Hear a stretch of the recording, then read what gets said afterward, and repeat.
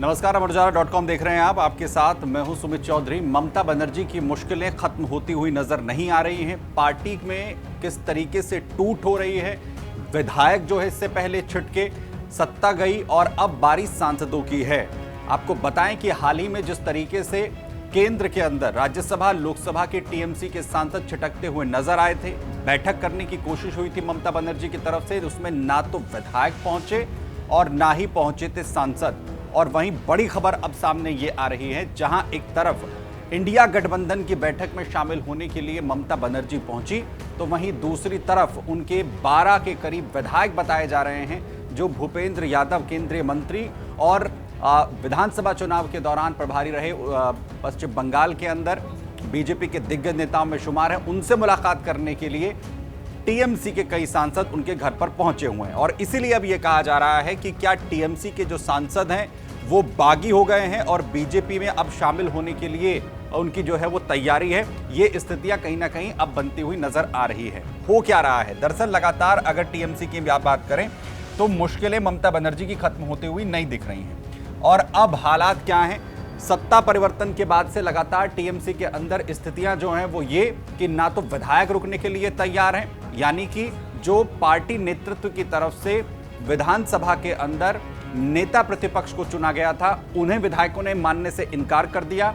और ऋतव्रत बनर्जी के नेतृत्व में 58 विधायक बागी हो जाते हैं और उसके बाद अपना जो नेता वो चुनते हैं और उसके साथ ये कहा जाता है कि असली टीएमसी हम ही हैं। ममता बनर्जी ने उसके बाद एक और बैठक की, उन विधायकों को बुलाने की कोशिश हुई, लेकिन वो भी होता हुआ नजर नहीं आया। वहीं अब क्या हो रहा है कि सत्ता परिवर्तन के बाद जिस तरीके से बागी अब कहीं ना कहीं सांसद हो रहे हैं, तो हो क्या रहा है दरअसल, आज टीएमसी के कई सांसद भूपेंद्र यादव के घर पर यानी उनके आवास पर पहुंचे हैं, क्योंकि पार्टी के अंदर लगातार जो असंतोष है वो बढ़ता हुआ नजर आ रहा है। वहीं बड़ी बात यह है कि कई सांसद और नेता जो है अपने बागी तेवर इस वक्त दिखा रहे हैं और दिल्ली में बीजेपी नेताओं से मुलाकात का जो सिलसिला है वो शुरू हो गया है।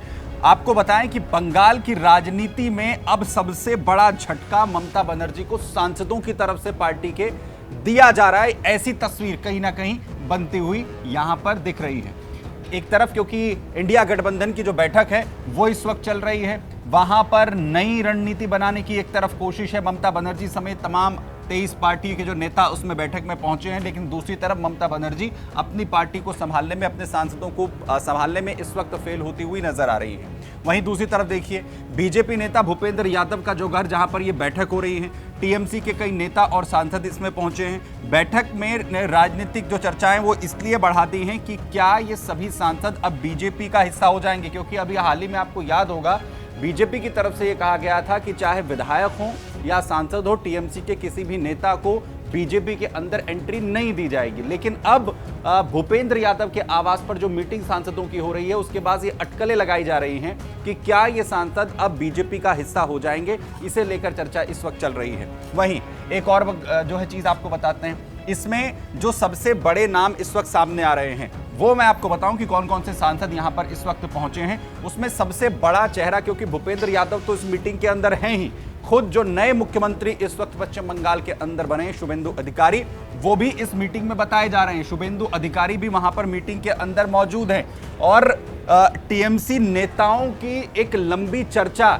इस बैठक में हो रही है। आगे किस तरीके से वो शामिल होंगे इसका अंदाजा जो है वो लगाया जा रहा है, अटकल लगाई जा रही हैं। और ये भी कहा जा रहा है कि जो कैबिनेट एक्सपेंशन है पश्चिम बंगाल के अंदर, उससे पहले ही ये जो तस्वीर है ये पूरी तरीके से बदल यहां पर जाएगी। वहीं अब बंगाल की राजनीति पर सबकी जो है वो नजरें इस वक्त बनी हुई हैं कि आखिर कैसे तस्वीर जो है पूरी तरीके से बदलेगी और शुभेंदु अधिकारी अगर वहां पर मौजूद हैं तो उसके बाद क्या कुछ होगा। वहीं अब ये समझिए कि कौन कौन से सांसद यहां पर पहुंचे हुए हैं। करीबन 12 सांसदों के नाम अभी तक सामने आ रहे हैं और चर्चा जो है इस वक्त यहां पर चल रही है। काकली घोष दस्तीदार, जो काकली घोष दस्तीदार हैं वो जो है बैठक में मौजूद हैं। वहीं प्रसून बनर्जी, इसके अलावा शताब्दी रॉय, वहीं बापी हलदार वो भी मौजूद हैं। असित माल का नाम भी इस मीटिंग में सामने आया है, जो भूपेंद्र यादव के आवास पर मीटिंग इस वक्त चल रही है।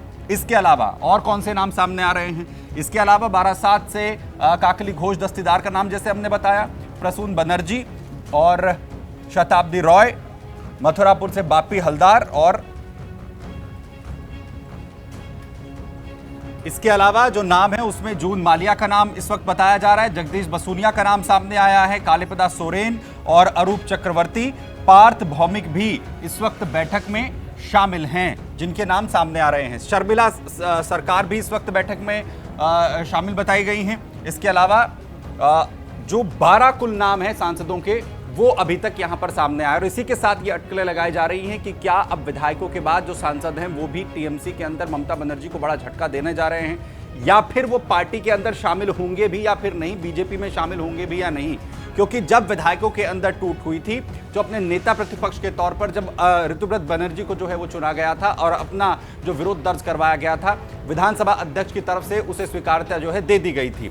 और इसी के साथ ये अंदेशा लगाया जा रहा है कि अलग टीएमसी के तौर पर जो बागी गुट है वो अपना दावा पेश कर सकता है। और फिलहाल क्योंकि एक तरफ बीजेपी की तरफ से यह बयान दिया गया कि कोई भी बीजेपी का हिस्सा नहीं होगा और दूसरी तरफ ये बैठक जो भूपेंद्र यादव के आवास पर चल रही है, तो क्या सांसदों का एक जो गुट है और दूसरी तरफ विधायकों का जो बागी गुट है वो अब अलग टीएमसी बनाने की राह पर आगे बढ़ेगा। क्योंकि इससे पहले अगर आप महाराष्ट्र की सियासत इसका सबसे ताजा उदाहरण है, जहां पर चाहे आप शिवसेना की बात करिए या फिर एनसीपी की बात करिए, दोनों ही गुटों के अंदर बड़ी टूट इससे पहले हो चुकी है, जहां पर एक गुट अपने आप को अलग कर चुका है, इसके अलावा पार्टी के सिंबल और पार्टी के नाम पर अपना दावा पेश कर चुका है। ममता बनर्जी के सामने भी बिल्कुल वैसी ही मुश्किलें अब कहीं ना कहीं खड़ी होती हुई नजर आ रही हैं। और अगर बागी गुट की तरफ से चुनाव चिन्ह हो और पार्टी के नाम पर अगर अपना दावा पेश किया जाता है तो कानूनी रूप से या कानून की सहायता लेने के अलावा उनके पास किसी भी तरीके का जो रास्ता है वो बचता हुआ नजर नहीं आएगा। यानी